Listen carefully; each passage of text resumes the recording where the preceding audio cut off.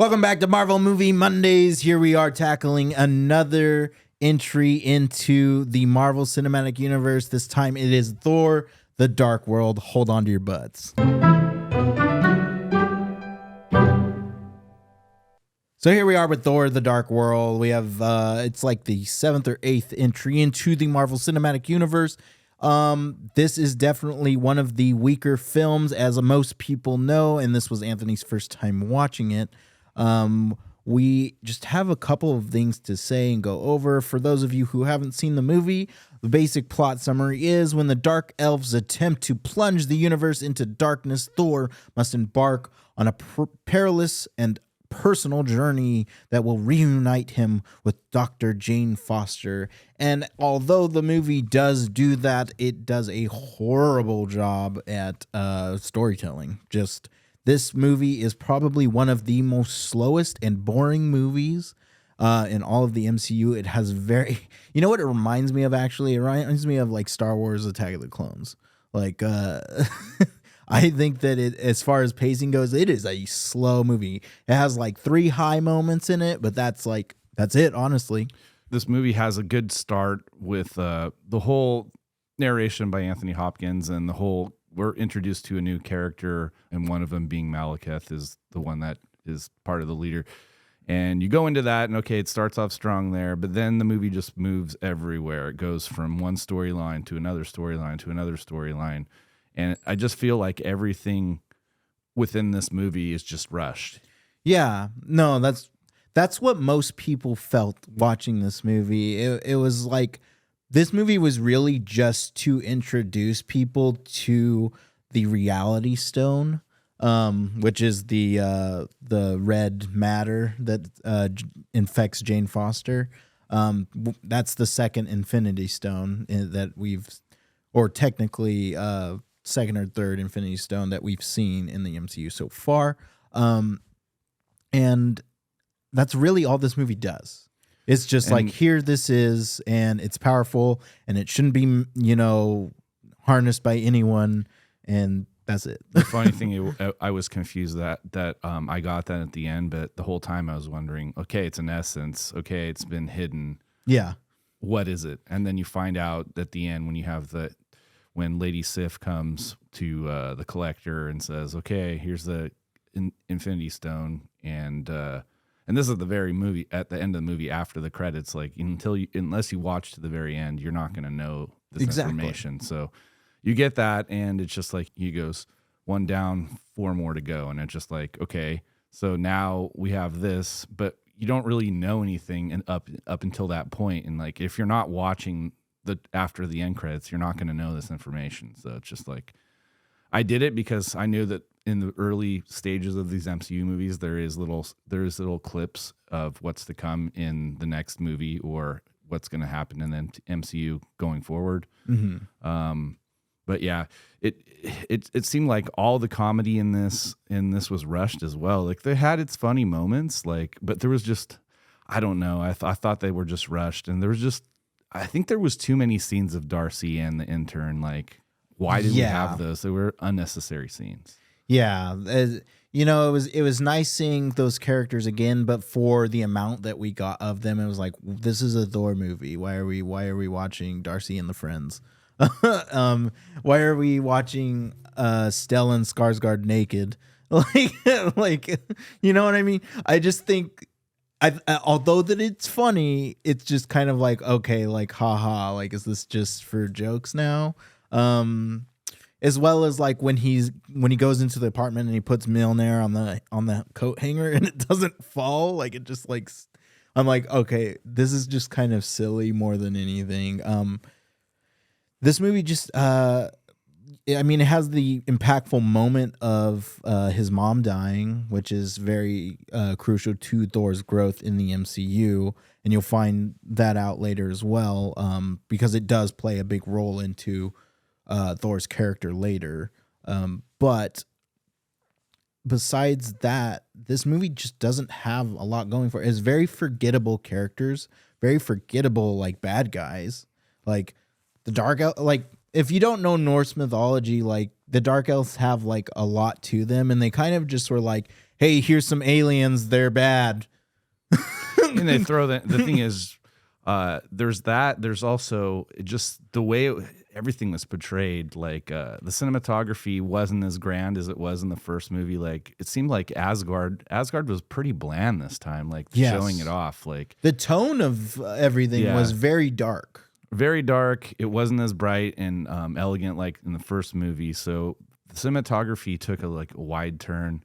I also thought like the acting was not as good for, especially for some of these A-grade actors. Like Natalie Portman's amazing, and she was like more like a damsel in distress. Like her acting was not as good as she normally is. It feels like she was like back in the Phantom Menace, like really, really bad acting. But yeah, even I saw that with Anthony Hopkins. It seems like he was just routine. And it's just like, it's not like something we see from these top tier actors like him and her. Chris Hemsworth's acting was good, but I thought the only person that had really good acting in this was probably Tom Hiddleston. I was just going to say, and he kind of holds this movie. Other than that, the acting and writing is pretty poor. This is a really, straight to the point setup movie for those of you who are interested in getting into the MCU and maybe you're hopping in at this point.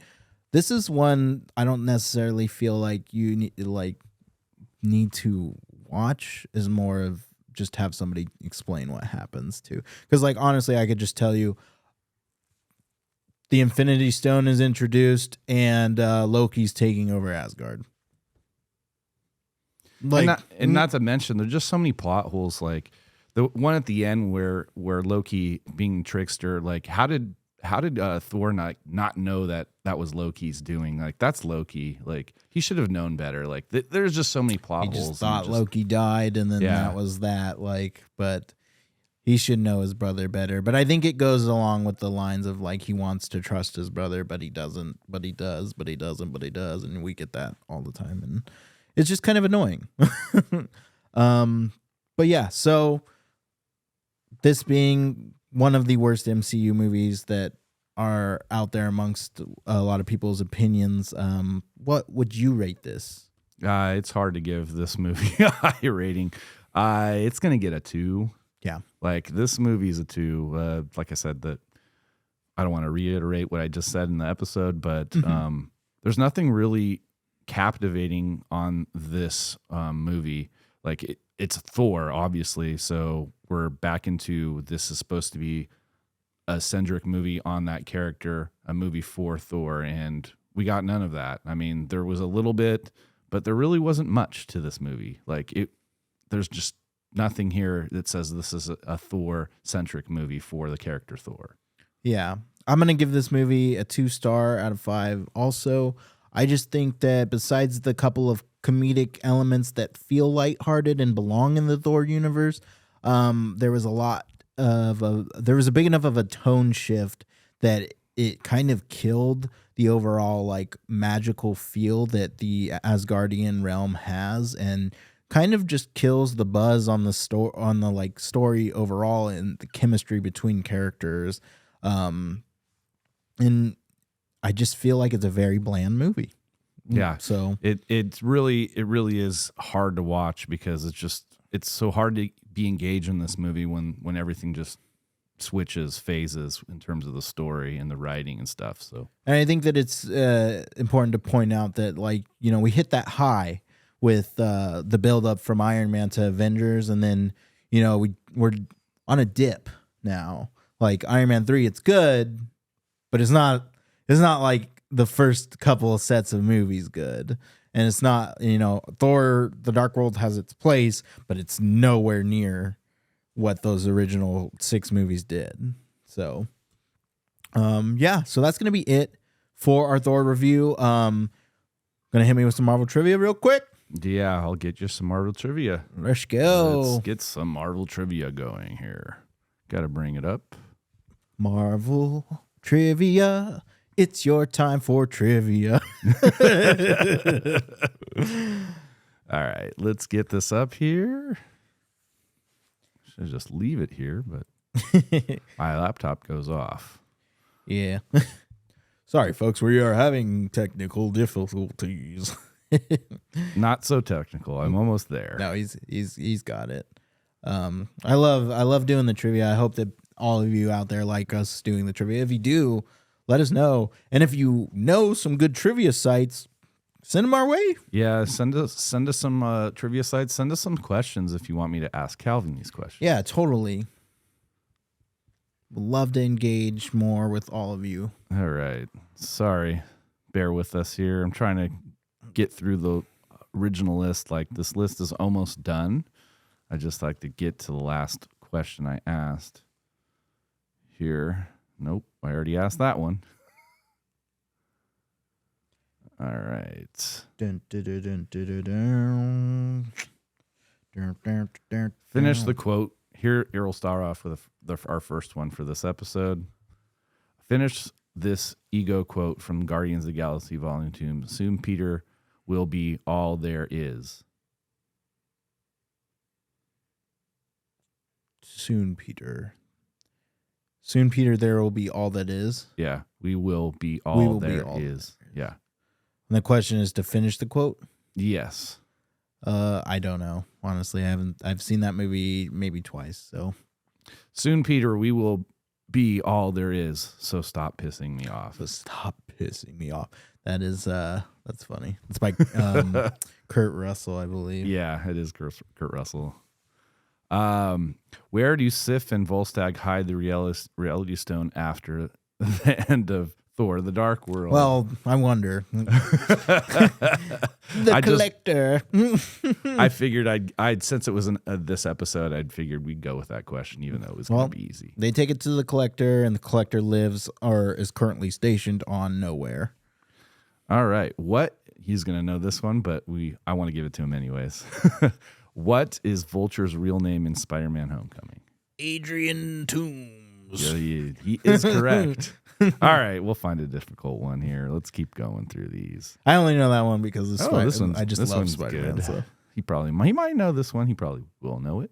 What kind of animal does Hela have in Thor Ragnarok? Giant wolf. A giant wolf is correct. Fenrir. Eric Killmonger Stevens goes by what name in Black Panther? Killmonger? Nope. Wait. Eric Killmonger Stevens goes by... It's Michael B. Jordan's character, so... You give up? Yeah, I give up. It's N'Jaconda. Oh, yeah. N'Jaconda? Yes. Jaka or N'Jaka or something like that. Yeah. I can't pronounce it. I can't pronounce it either. What was the name of the little boy Tony befriends while stranded in Iron Man 3? We just watched this. So I know. I don't know it, actually. I'm like drawing a complete blank, which sucks. I want to see a generic name like Billy or something like that, but it's not. Nope.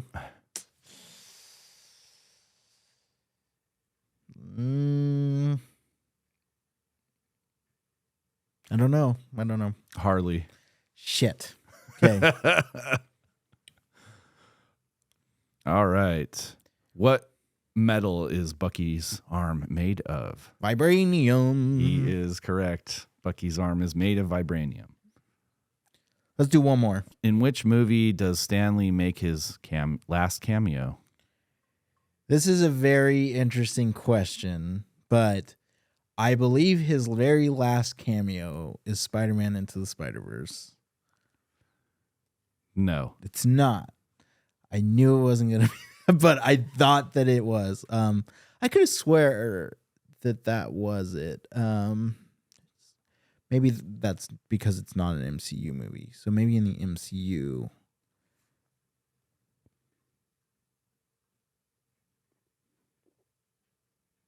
You give up? No, give me a second. Okay. Give me a moment.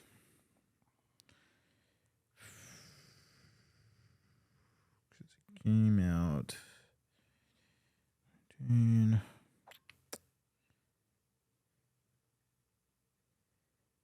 Captain Marvel.